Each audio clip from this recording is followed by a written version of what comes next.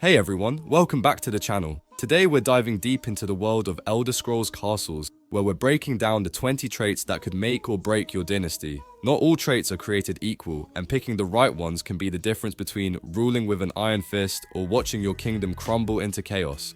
But don't worry, I've got you covered. We're going to walk through the best traits to look out for, whether you're dealing with a subject or a ruler, because trust me, they behave very differently depending on who's got them.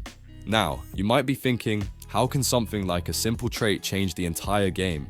Well, some traits will empower your leaders, while others can boost the productivity of your subjects or even wreak havoc if not managed correctly. So grab your favorite drink, sit back, and let's dive into this tier list to find out which traits will help your dynasty thrive and which ones are better left on the sidelines. Let's get started. I'm quickly moving on to the video and I'm ranking traits in Elder Scrolls Castles. Before we start, if you enjoy these types of tier list videos, don't forget to like the video and subscribe. Enjoy watching.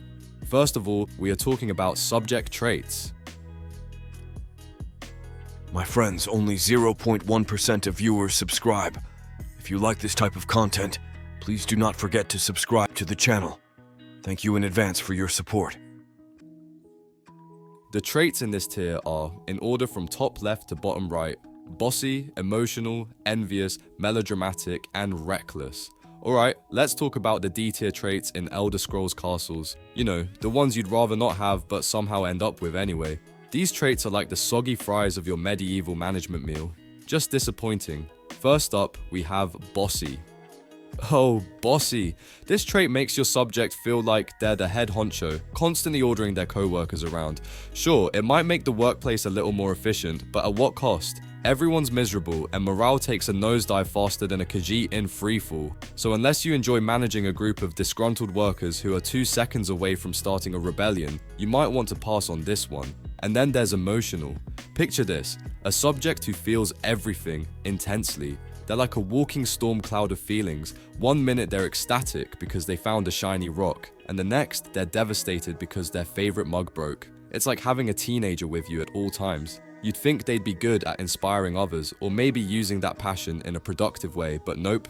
They're mostly just draining. Think of them as the medieval equivalent of that one friend who cries during every movie, even the comedies. Finally, let's not forget about reckless. Now, reckless is a bit of a wild card. On the surface, it might seem fun, a subject who works and fights with zeal. But then you realize that zeal is coming at the cost of their health. And suddenly, it's not so fun anymore. You've got a character running headfirst into danger without a second thought. And sure, they might get the job done, but now you're stuck with an injured subject who needs more time to heal than a dragonborn after a skooma binge. So, if you're trying to build a castle full of competent and healthy subjects, maybe leave reckless out in the wilderness where they belong. These traits are the literal definition of thanks but no thanks. Unless you're feeling particularly masochistic, it's probably best to avoid them. The traits in this tier are, in order from top left to bottom right, haunted and sophisticated.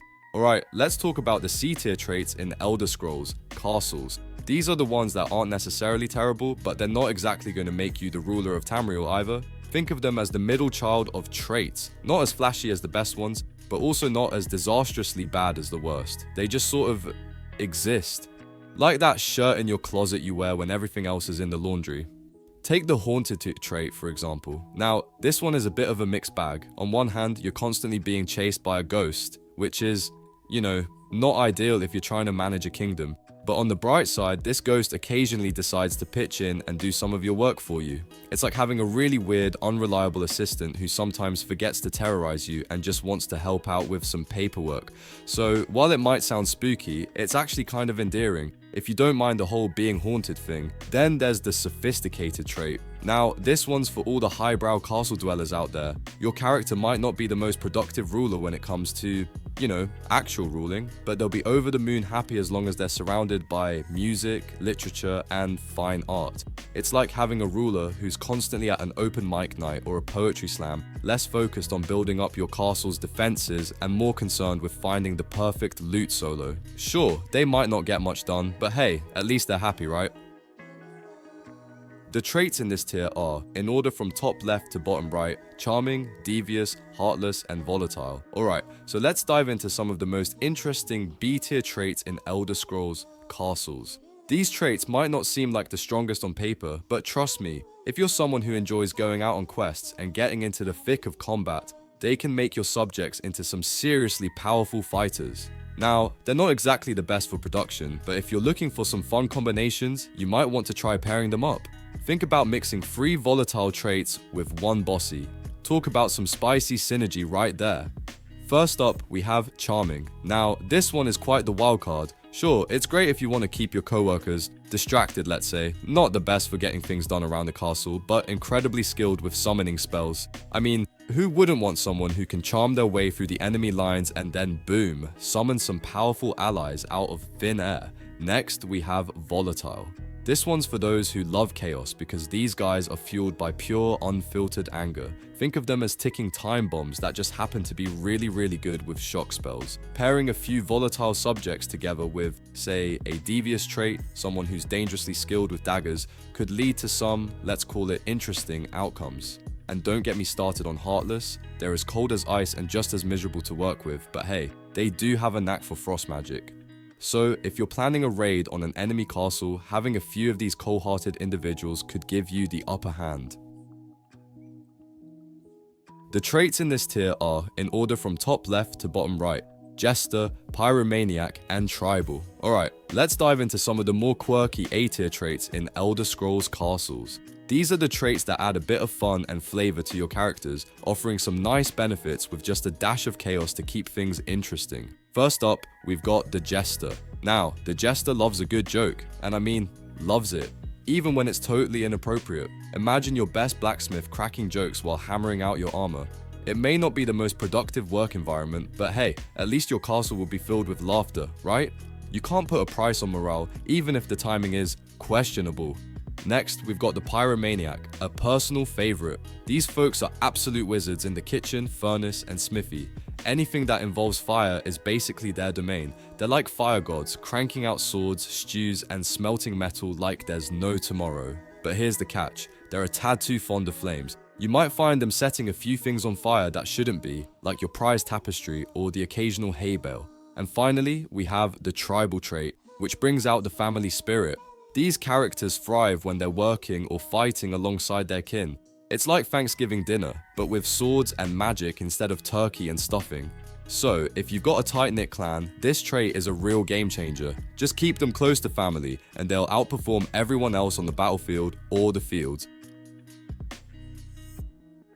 The traits in this tier are, in order from top left to bottom right, Considerate, Enduring, Headstrong, Leader, Mighty, and Perceptive. So, let's dive right into the S tier traits in Elder Scrolls Castles. These are the traits that you absolutely want for your characters because they come with no downsides and tons of perks. Let's start with Considerate. This trait is fantastic for those who love cooking up a storm or weaving magical threads at the loom. Plus, they're naturally skilled with protective spells, which can come in clutch when things get dicey. It's like having a personal chef who doubles as a bodyguard. Next up, we have Mighty and Headstrong. These are the muscle and grit of your crew. Mighty characters shine at the oil press and the smithy. Basically, if it involves brute strength or smashing things, they're the ones you want, and they're experts with melee weapons, so they pack quite the punch in a fight. Meanwhile, the Headstrong ones are your go-to for the furnace and workshop, and they're awesome with shields. Imagine them as the ones who stubbornly take a stand and refuse to budge, crafting and defending with everything they've got. And let's not forget about the Leader trait, probably my favorite. Characters with this trait are like the party starters of your kingdom. They rally everyone else to work faster and even sync up the happiness of their co-workers to match their own. It's like they're throwing an ongoing festival in the castle. Then we have Perceptive, which is ideal for those who need a sharp eye for detail.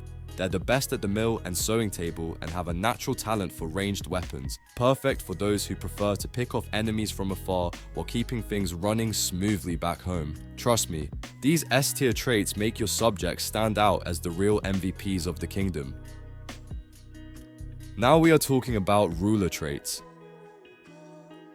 The traits in this tier are, in order from top left to bottom right, Bossy, Charming, Devious, Heartless, and Volatile. Alright, let's dive right into the D tier traits for Elder Scrolls Castles. Now, these traits, let's just say they bring a whole new meaning to the word challenge. Imagine running a castle where your main objective is to keep everyone productive and happy, right? Well, these D tier traits are here to do the exact opposite. We're talking about traits that make your subjects miserable, start up endless drama, and maybe even lead to a good old-fashioned assassination attempt. Fun times. First up, we've got bossy. Sure, it makes everyone a bit more productive, but here's the kicker. It comes at the expense of happiness, and in the long run, that's not gonna end well. Picture a castle full of overworked, grumpy subjects. Productivity might be up, but at what cost?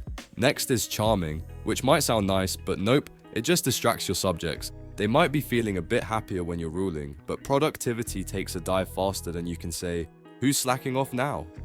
And then we have the real troublemakers, devious, heartless, and volatile. Devious makes sure no one's happy, but hey, your ruler is harder to assassinate. Heartless? No happiness here either, but at least everyone's really good with frost magic. And finally, volatile. Rulings that make everyone less joyful, while turning your subjects into shock experts. It's a wild ride. Basically, if you're into managing a chaotic, unhappy castle filled with frost and shock specialists, then these traits are just perfect for you. But for the rest of us, maybe stick to the higher tiers. The traits in this tier are, in order from top left to bottom right, haunted and sophisticated. Alright, let's dive into the C tier traits in Elder Scrolls, castles. Now, I know what you're thinking. C tier? Isn't that where we dump all the stuff we don't want? Well, not exactly. Think of these traits as the quirky friends of your castle. They've got some weird habits, but they're not all bad. Take haunted for example. Sure, it's gonna ramp up the hauntings in your castle, you might have a few extra ghostly visitors hanging around, but hey, who doesn't love a little spooky ambience, right? It's not like they're causing any real trouble most of the time. And then there's sophisticated, a fancy trait that makes everyone in your castle a little happier. The downside, they're also a bit less productive. I guess they're too busy enjoying the finer things in life to get much work done. But hey, a happy castle is a healthy castle, or something like that. The traits in this tier are, in order from top left to bottom right, emotional, envious, and reckless. Alright, let's dive into the B tier traits in Elder Scrolls castles. Now, these traits are a bit of a mixed bag. They can be pretty impactful, but they also come with a few strings attached. So, let's break them down and see if they're worth your time.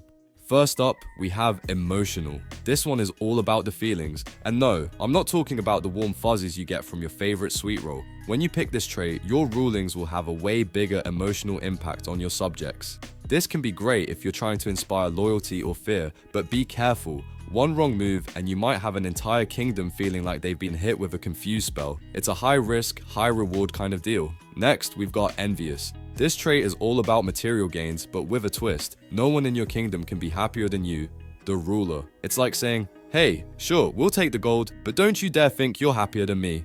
This can be a fun way to boost your coffers, but it also comes with the risk of your subjects getting a bit grumpy if you're not careful with your decisions. And finally, there's reckless, a trait that cranks up the stakes. It makes every ruling more impactful, for better or for worse. If you're feeling bold and want to roll the dice, reckless could make your reign a legend or a cautionary tale. Just remember, all these B tier traits drop to D tier if you're on a no rule playthrough, so make sure they fit your style.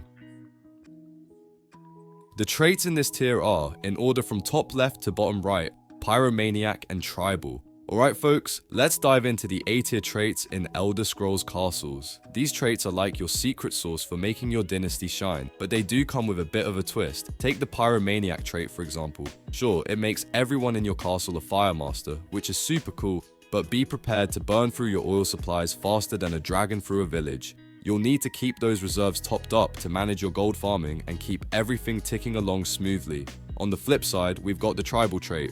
This one's all about fostering familial teamwork. It might not make you rich or set things ablaze, but it's perfect for building a tight-knit, cooperative clan. Just remember, balancing these traits can be a bit of a juggling act. It's all about using these traits to their fullest, while keeping an eye on the challenges they bring. So, keep your oil barrels full and your family bonds strong and you'll be golden.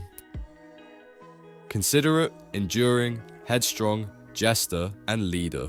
Alright, let's dive into the creme de la creme of traits in Elder Scrolls castles. If you're aiming to build a dynasty that truly stands out, you'll want to focus on S tier traits. These are game changers that will help you manage your castle with unparalleled efficiency and style. First up, we've got considerate. This trait is like having a magic touch in the kitchen and loom. Your team will whip up delicious meals and create amazing textiles faster than you can say royal banquet. If you want to ensure everyone's well-fed and well-dressed, this is your go-to trait. And speaking of longevity, enduring is the key to keeping your ruler around for the long haul. A longer life means more time to rule, strategize, and enjoy the perks of being at the helm of your empire. But it doesn't stop there. Headstrong makes your furnace and workshop shine, boosting productivity and making sure your castle's infrastructure is top-notch. And let's not forget the jester trait, which adds a little extra joy to your rulings. Imagine your decrees coming with a side of laughter. Now, that's leadership with a smile. Lastly, leader is the cherry on top. With this trait, your rulings won't just get the job done, they'll inspire your workers to reach new heights. So, there you have it, traits that turn ordinary rulers into legendary figures. Use these wisely and watch your dynasty thrive like never before. The video ends here. See you in another video. Don't forget to subscribe.